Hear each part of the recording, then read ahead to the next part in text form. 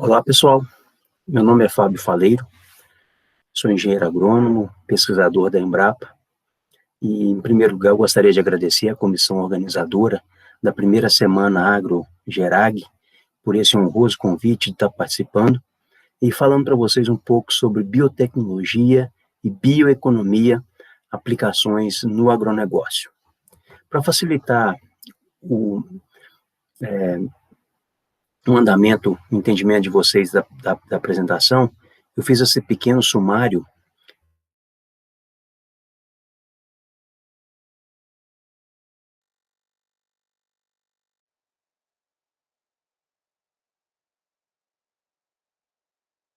da biotecnologia, conceito, alguns pesquisadores históricos, as principais tecnologias e contribuições, a engenharia genética, obtenção de organismos geneticamente modificados, rapidamente o arcabouço legal, alguns riscos e benefícios e alguns exemplos.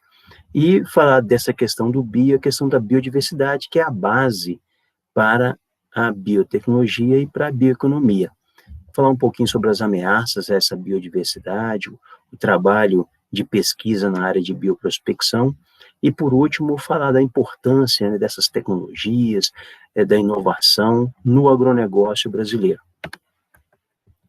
Então, a questão da bioeconomia, né, é um termo recente, é um termo novo, mas os princípios, a ciência é bastante antiga, baseado na questão dos modelos de produção, com o uso de recursos biológicos, né? Então, dentro desse conceito, busca-se a sustentabilidade, que é usar os recursos renováveis, né?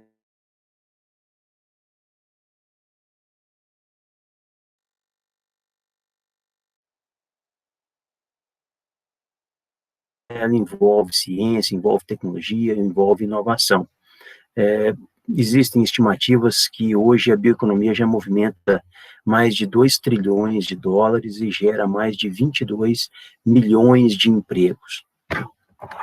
A questão de objetivos e principais áreas, basicamente o objetivo da bioeconomia é trabalhar na questão de substituir essa economia linear por uma economia circular. O que seria essa economia linear, né? Você tem aqui os recursos naturais, a matéria-prima, vem toda a parte de manufatura, a distribuição, o uso, o consumo, e você vai gerar aqui resíduos que vão ser descartados. Essa é a economia linear. Já a economia circular, você também tem os recursos naturais, as matérias-primas, tem a questão da transformação, distribuição, consumo, isso vai gerar, então, resíduos que vão passar por um processo de reciclagem, ou seja, existe um aproveitamento dos resíduos. Então, observe que essa economia circular dá essa ideia de sustentabilidade do processo. A bioeconomia também está alinhada a vários objetivos do desenvolvimento sustentável. Então, passando aqui para a questão da segurança alimentar, erradicação de pobreza, fome zero, né, passando pela questão da saúde, a questão da água, energia limpa, né, o trabalho e o crescimento econômico, toda a questão ligada a cidades e comunidades mais sustentáveis, o consumo e produção responsáveis, né, pensando então nessa economia circular, né. A bioeconomia, então, ela tem várias áreas de atuação. A biotecnologia é o cerne da bioeconomia, mas também tem a questão, com a questão da biossegurança, a bioquímica, a biomedicina, a biologia sintética, a bioenergia, bioinformática, a nanotecnologia, engenharia genética, bioprospecção. Então, um conjunto de áreas que estão relacionadas ao uso, então, dos recursos biológicos. A questão da bioeconomia no agronegócio, basicamente o que a gente busca é o uso, então, de práticas sustentáveis. Temos o exemplo aqui da integração lavoura, pecuária, floresta, questão do plantio direto, descarte de embalagens, recuperação de pastagens, rastreabilidade, certificação, tudo relacionado com a sustentabilidade. Aqui mais alguns exemplos: o manejo da água, a questão da bioenergia, o manejo integrado de pragas, por exemplo, o controle biológico é um dos princípios, ou uma das estratégias de controle. A questão da fixação biológica de nitrogênio é uma tecnologia fantástica, né, de fixação do nitrogênio do ar, transformando em nutrientes para as plantas através das bactérias fixadoras de nitrogênio. Aqui a questão de tratamento de resíduo. Então, observe que no caso do agronegócio, a questão da bioeconomia é aproximar a agricultura da agroindústria, pensando na economia circular, uma economia sustentável, onde você tem aproveitamento de resíduo e você tem toda essa questão da sustentabilidade envolvida. Logicamente, como você tem um impacto grande, a Embrapa trabalha em várias frentes ligadas à bioeconomia, né? A questão de biotecnologia, bioprocessos, bioenergia, bioplásticos, biofertilizantes, biopesticidas, questão de biofármacos, biofábricas, bioprodutos, bioinsumos, observe tudo bio, não é isso? Então, isso tem impactos importantes, econômicos, sociais, ambientais e, logicamente, em toda a agropecuária brasileira. A questão da biotecnologia é o cerne desse trabalho da bioeconomia, dessas áreas, então eu quero falar um pouco com mais detalhes sobre ela. A biotecnologia, na verdade, é uma fusão, né, pelo próprio nome, é a união da biologia com a tecnologia.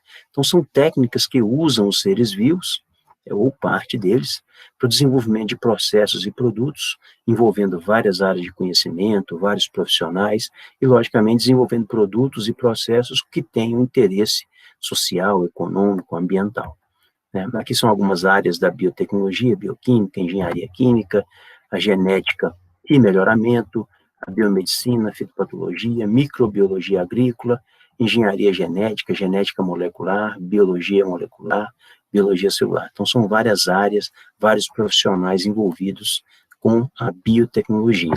E nós temos aqui 3 conceitos básicos, né, da biotecnologia. Nós temos o conceito em sentido amplo, que é o uso dos seres vivos, ou parte deles, para a produção de bens e serviços. Então, tem muito a ver com a bioeconomia, né, que é o uso de recursos biológicos para o desenvolvimento de bens e serviços.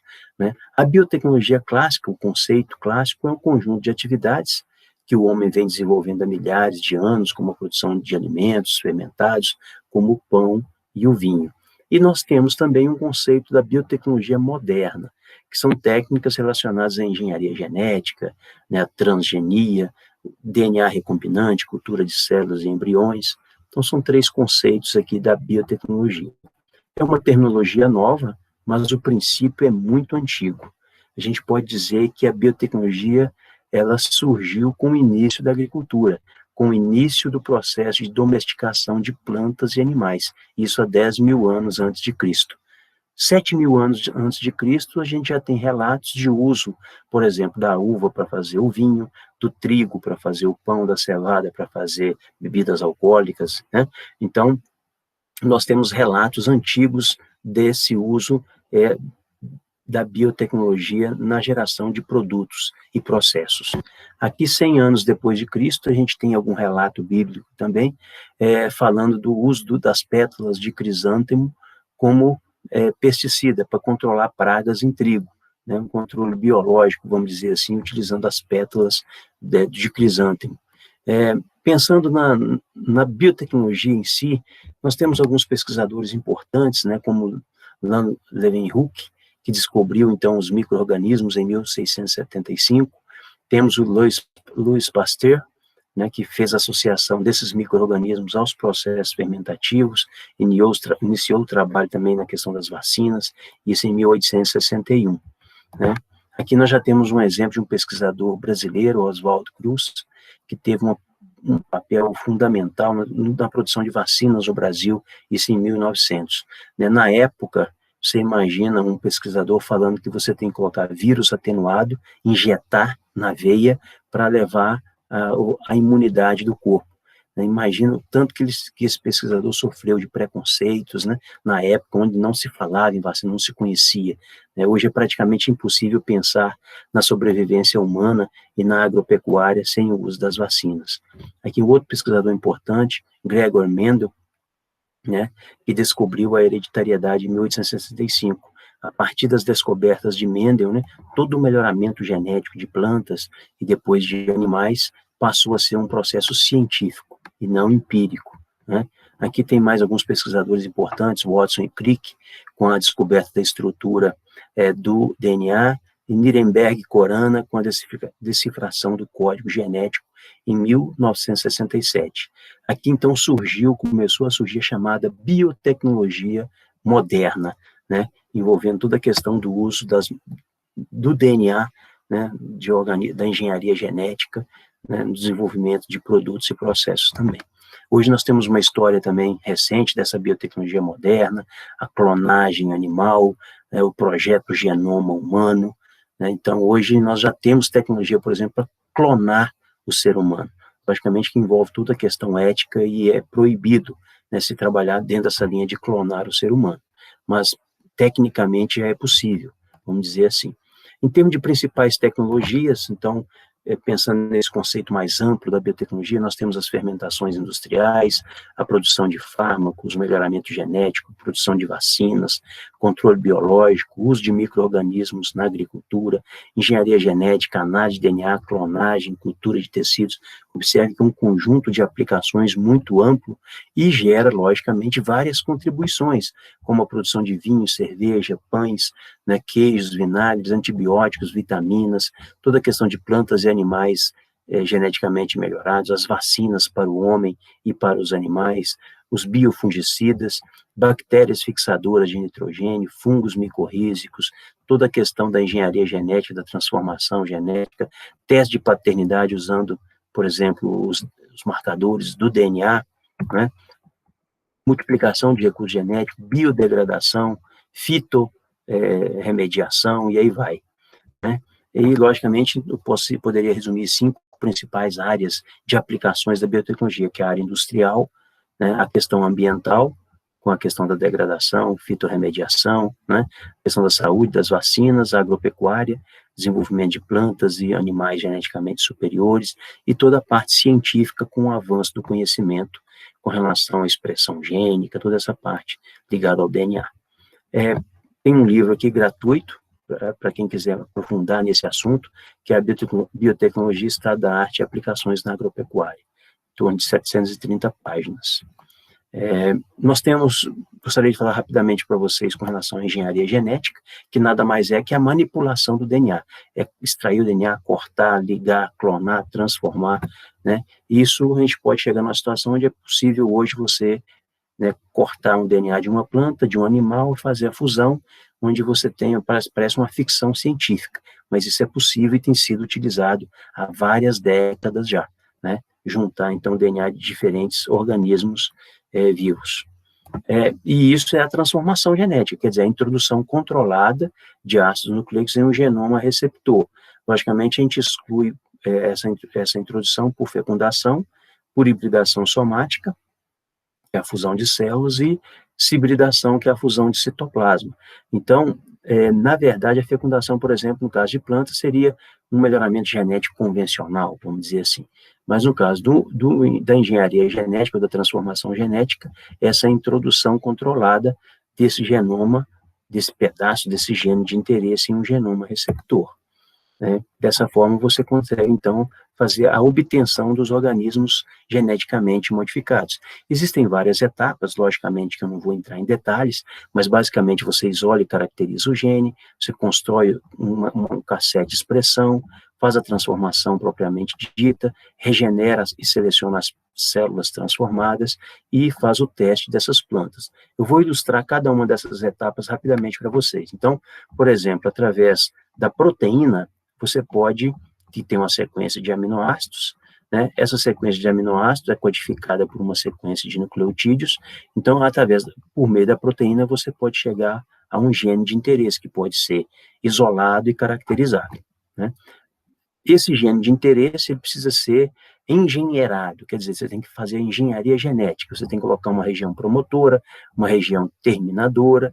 Para o processo de seleção, você tem que colocar um gene de seleção, né, por exemplo, a resistência a um herbicida, que você possa selecionar. Tem também uma região terminadora e uma região promotora. Tem um gene que você quantifica o processo de transformação. Basicamente, você tem uma construção de um gene completo para poder ser expresso na planta geneticamente transformada, num animal. E nós temos a transformação indireta, que pode ser feita, basicamente, utilizando agrobactério, né? Você tem aqui uma planta que é a fonte de explante, você tira aqui pedaços dessa folha, por exemplo, co-cultiva com bactéria, essa bactéria tem uma propriedade de inserir o seu DNA na célula vegetal, e a partir de um processo de seleção, você obtém a planta transgênica com o gene de interesse que você está querendo introduzir.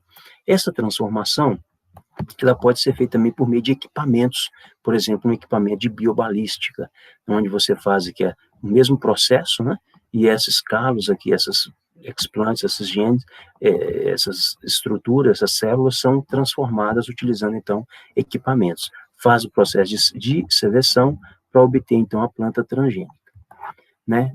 No caso, para obter, você tem toda uma planta, por exemplo, você tem que ter um processo de regeneração e seleção das plantas transformadas. Então, aqui é feita a transformação propriamente dita, e a partir daí você faz uma regeneração in vitro para obter, então, uma planta transgênica com um gene de interesse, por exemplo, a resistência a um inseto, por exemplo. Aqui só ilustrando também um processo, né, que você tem um conjunto de células, né, que são transformadas, e aqui já são as plantas regeneradas através da cultura de tecidos. Essas plantas também precisam passar por testes para verificar se realmente o gene foi introduzido, né? Então, você tem marcas moleculares que você pode utilizar para fazer esse diagnóstico, e nós temos também que fazer a análise fenotípica dessas plantas transformadas em laboratório, em caso de vegetação e no campo. Aqui ilustrando, por exemplo, um milho que é resistente a um inseto, e aqui um milho suscetível. Então, essa resistência, ela impacta positivamente na produtividade desse milho, e, logicamente, o produtor vai ter um custo de produção menor, porque ao invés de usar um agrotóxico, ele vai, na verdade, a resistência já vai estar na planta. Então, aumenta a produtividade e também diminui o uso dos agrotóxicos, né? Em termos de arcabouço legal, não vou entrar em detalhe, basicamente nós temos uma lei de biossegurança que tem que ser seguida, então tem várias autorizações que você tem que submeter para poder trabalhar com engenharia genética no Brasil e no mundo, né? Você tem esse tipo de legislação. Em termos de riscos e benefícios, basicamente os riscos principais de plantas transgênicas estão relacionados à segurança ambiental, né? Você tem que evitar a questão do fluxo gênico, quer dizer, o gene de uma planta transformada, ir até uma planta nativa, por exemplo, e alterar o seu processo evolutivo. Então, isso é um risco. Interferência a organismos não alvo. Uma planta transgênica que confere resistência a uma lagarta, ela não pode afetar, por exemplo, os inimigos naturais dessa lagarta, né? E é uma preocupação com o uso de agrotóxico em alguma situação que, por exemplo, resistência a algum herbicida, que você possa aumentar esse uso. E nós temos que ter uma preocupação também com a segurança alimentar. Então, existem ensaios toxicológicos, tem toda a questão do potencial alergênico, equivalência nutricional, ou seja, uma soja transgênica tem que ter os mesmos nutrientes de uma soja não transgênica, né? Daí vai. Então, são os dois principais riscos que têm que ser trabalhados para a liberação comercial. Em termos de benefício dos transgênicos, basicamente, principalmente uma ampliação do conjunto gênico. O melhorista normalmente lança a mão da combinação gênica, que é a fecundação. Isso você tem compatibilidade dentro da espécie ou entre espécies relacionadas.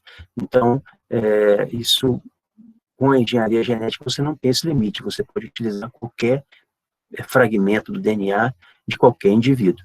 E evita também transferência de genes indesejáveis. A engenharia genética ela é pontual, né? A inserção ela é pontual. E, logicamente, diminui o tempo em algumas situações. Aqui só um exemplo, a Embrapa desenvolveu um feijão resistente ao vírus do mosaico dourado. Esse feijão, essa cultivar, seria impossível de ser desenvolvida pelo melhoramento genético convencional, porque nós não temos fontes de resistência dentro da espécie ou entre espécies relacionadas, né? Aqui alguns benefícios: resistência à praga, tolerância a herbicida, maior tempo de prateleira, menor tempo para conseguir estabilidade, aumento de produtividade, uso de terras marginalizadas, melhoria da qualidade nutricional, são alguns benefícios para a agricultura. Na medicina, produção de vacina, produção de fármacos em plantas medicinais, aumento da produção de compostos terapêuticos em plantas medicinais também. Então, várias aplicações com relação à medicina, né? Poucos sabem, por exemplo, que a insulina produzida na década de 70 já era por meio de bactérias, né, transgênicas. Né? Então, a primeira aplicação comercial da engenharia genética foi a produção da insulina na década de 70. Pesquisa básica, a questão de regulação de expressão gênica, análise de processo de transcrição, tradução, função gênica, isso melhorou muito o avanço do conhecimento nessa área. Então, certamente, nós temos benefícios dos transgênicos para os produtores, para os consumidores e também para o meio ambiente. Né? A soja, realmente, ela trouxe um ganho interessante na questão do plantio sucessivo, né, de você cultivar 2, 3 safras por ano, né, a questão do plantio direto. Então, uma soja que trouxe muitos benefícios dentro do sistema de produção. Temos algum exemplo também de pesquisa da Embrapa para resistência à seca de soja, tolerar mais os veranicos, né, resistência a fungos, um tomate resistente, o café também resistente à ferrugem, são alguns exemplos de eventos que estão sendo obtidos por meio da engenharia genética. Resistência a vírus, mamão, maior resistência a vírus, batata, tomate com maior tempo de prateleira, um dos primeiros exemplos de uso da transgenia comercial. E aqui a questão de qualidade nutricional, um capim, um arroz com maior quantidade de beta-caroteno, né, precursor da vitamina A, tomate com mais licopeno, couve-flor com mais glicosinolase, que é um antioxidante.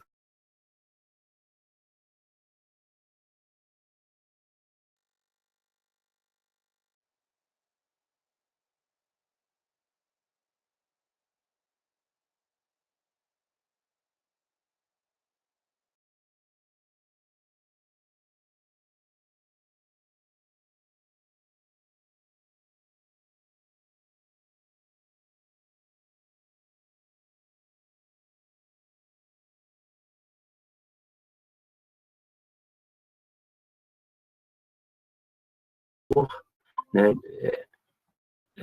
questão de lucro, produção adicional, receita. Nós temos também aqui benefícios macroeconômicos para o Brasil, aumentando o PIB, as riquezas, e principalmente benefícios ambientais, que é a produção no uso, redução do uso de inseticida, redução do uso de ingrediente ativo, né? Se não tem que aplicar o defensivo, você também não vai usar o combustível. Então, tem um impacto interessante com relação a benefícios ambientais.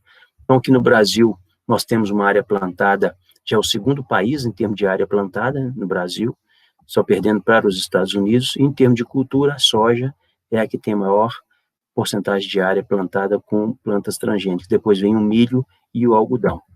No Brasil, o uso de plantas transgênicas aumentou muito nos últimos anos, né? Hoje, mais 94% do algodão brasileiro já é transgênico, soja mais de 92%, milho safrinha 86%, milho de verão 75%. Então, nós temos, hoje já é realidade no Brasil, a adoção de culturas transgênicas, né?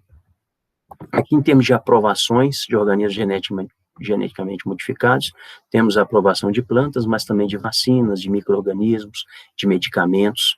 Então, nós temos várias aprovações, tem aumentado bastante nos últimos anos essas aprovações. Então, considerando todas as questões, esses benefícios que se tem, né, as plantas transgênicas, a gente não se justifica mais essas campanhas contra os transgênicos ou contra a biotecnologia, né, considerando os seus benefícios para o produtor, né, para a economia e também para o meio ambiente. Então, quem tiver mais interesse também tem esse livro, né, Biotecnologia Transgênica e Biossegurança, acesso gratuito também, na parte da internet. Avançando aqui a questão da biodiversidade, essa biodiversidade é a base para a bioeconomia, para a biotecnologia, né? A gente tem uma preocupação, né, porque a variabilidade genética, essa biodiversidade é a base da vida. Em termos de plantas, por exemplo, nós temos 250 mil plantas, 40% são importantes para a agricultura. E aí nós temos a preocupação com a redução dessa variabilidade, que representa um risco para a sustentabilidade da agricultura. Essa redução se ocorre por meio da erosão genética, que é a perda de genes e combinações, que tem causas devido ao ambiente, por exemplo, as mudanças climáticas, né, tem efeito na redução dessa biodiversidade, a questão da sociedade com o avanço das cidades, né, das estradas, e também a agricultura, quando a gente pensa em avanço das fronteiras agrícolas. Eu, particularmente, tenho uma preocupação, né, de como a sociedade vê a agricultura e os produtores rurais dentro dessa questão da biodiversidade, né? A gente tem o que a gente chama de ocupação antrópica desordenada, uso do fogo, né, de forma indiscriminada, uso do correntão, aqui nas cidades, por exemplo, tratamento, né, sem tratamento de afluentes, de esgoto, jogando diretamente nos rios, a questão de indústrias, né, que emitem gás de efeito estufa. Então, quer dizer, vamos chamar isso aqui de ocupação antrópica desordenada. E nós temos também o que a gente chama de extrativismo predatório, né, que é a questão do desmatamento indiscriminado, ilegal, mineração também de forma ilegal, extrativismo de raízes, de plantas que levam à morte dessas plantas. Então, ocupação antrópica desordenada e extrativismo predatório. Isso é incompatível com qualquer sistema de produção, né, que a gente busque uma sustentabilidade. Agora, o que eu quero trazer para vocês de reflexão é o seguinte: a gente não pode dizer que ocupação antrópica desordenada, né, e extrativismo predatório, isso não tem nada a ver com agricultura. Agricultura é produção de alimentos, de carne, de leite, né, produtos animais, é geração de emprego e renda no campo, na cidade, e mais do que isso, em cada propriedade brasileira, a gente tem pessoas, né, agricultores familiares ou produtores rurais, sem nenhum tipo de preconceito, que sobrevivem naquele pedaço de chão onde tira o seu sustento. Então, a gente tem que pensar na agricultura com muito respeito, não só pela sua importância, mas também por causa dos produtores rurais que ficam ou trabalham naquela terra. Hoje, a agricultura brasileira, o agronegócio, de um modo geral, ele é pujante, né? Logicamente que isso foi um investimento em ciência, tecnologia e inovação que hoje levou a essa agricultura e essa pecuária brasileira atual, né? E a ciência tem que avançar. Hoje a preocupação é você ter uma produção agrícola, um agronegócio de pequeno, médio, grande produtor, né, com o mínimo uso dos recursos naturais, ou com o uso dos recursos naturais de forma sustentável, né? Nós temos várias ações que levam a essa questão trabalhada pela ciência, a criação de unidades de conservação, recomposição de reserva legal, reservas extrativistas, com plano de manejo, conhecimento e busca de novos mercados, recuperação de áreas degradadas, aumento de produtividade por área, sistemas de integrados, né, diversificados, como a lavoura, pecuária, floresta, plantios consociados, de base ecológica, agroecológica, orgânico, política de preservação, de proteção da agrobiodiversidade, linhas de créditos específicas, uso racional dos recursos naturais, educação, serviços ambientais. Quer dizer, nós temos várias linhas trabalhadas pela ciência para buscar um equilíbrio entre a sociedade, o agronegócio e os recursos naturais, né? Em termos de bioprospecção, nós temos uma potencialidade muito grande, pensando no Brasil, que é um país mega diversos nos seus biomas, né? Então, nós temos as fruteiras, as palmiteiras, madeireiras, lactíferas, fibrosas, oleaginosas, forrageiras, tintoriais, resiníferas, ornamentais, plantas para extração de cortiça, para produção de cosmético, defensivo, material para artesanato, né? Por exemplo, capim-dourado no cerrado, né? A produção animal, genes para o melhoramento. Então, nós temos uma riqueza muito grande e a Embrapa trabalha essa questão da bioprospecção nos diferentes biomas brasileiros, a Amazônia, a Caatinga, o Cerrado, o Pantanal, o Pampa, a Mata Atlântica, né? E há pouco tempo foi feito um projeto chamado Plantas para o Futuro, onde foram reunidos vários cientistas para identificar espécies com potencial uso econômico, e identificaram no Brasil quase 700 espécies que têm esse potencial. Só na região centro-oeste aqui, pessoal, olha só, esse trabalho de Plantas para o Futuro identificou 177 espécies que têm potencial na área alimentícia, aromática, forrageira, medicinal, ornamental, né? Dessas 177, 71 são frutas. Olha só que riqueza que nós temos, né, de frutas nativas que a gente pode explorar, caracterizar e utilizar comercialmente, né? Então, a Embrapa preocupa com isso, então nós conservamos várias espécies, né, 300 mil acessos em bancos de germoplasma, 140 são na Embrapa, nós conservamos 170 mil acessos a longo prazo, quer dizer, em câmaras frias, sementes em câmaras frias a menos 20 graus, nós temos também a conservação a longo prazo, que é feito na Embrapa Recursos Genéticos e Biotecnologia, com sede em Brasília. Nós temos vários bancos de germoplasma, 140 ao todo, cereais, frutíferas, hortaliças, leguminosas, industriais, florestais e palmeiras, raízes e tubérculos, forrageiras. Dessas 140, nós temos, a Embrapa conduz em torno de 80 programas de melhoramento genético, ou seja, não é só soja, milho e algodão, são 80 culturas trabalhadas no desenvolvimento de cultivares geneticamente superiores, né? Avançando então, pessoal, queria trazer para vocês agora uma análise pensando no que a gente era na década de 70 e o que a gente é hoje. Então, na década de 70, a gente lia nos jornais manchetes como escassez alimentar no Brasil. Essa era a realidade, né, na década de 70. Essa é a realidade hoje, né? Hoje o Brasil produz 250 milhões de toneladas de grãos. A quantidade de alimentos que o Brasil produz hoje é suficiente para alimentar 6 vezes a população brasileira, né? E na década de 70 a gente tinha escassez alimentar. Então isso realmente foi uma revolução na agricultura e na pecuária brasileira. E por que aconteceu isso? Porque nós aumentamos não somente a área, né?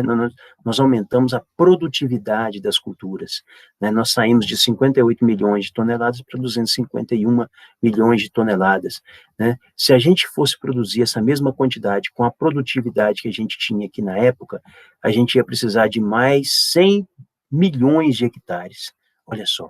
E esses 100 milhões de hectares, na verdade, estão sendo utilizados para a preservação da vegetação nativa, né? Então, realmente, o aumento da produtividade impactou de forma muito positiva na produção, no aumento da produção brasileira, sem aumentar na mesma proporção a área cultivada, né? Logicamente que isso tem um impacto sempre positivo na balança comercial. O Brasil, se ele produz quantidade suficiente para 6 vezes a população brasileira, né, então está sobrando, ele vai exportar, né? Então isso tem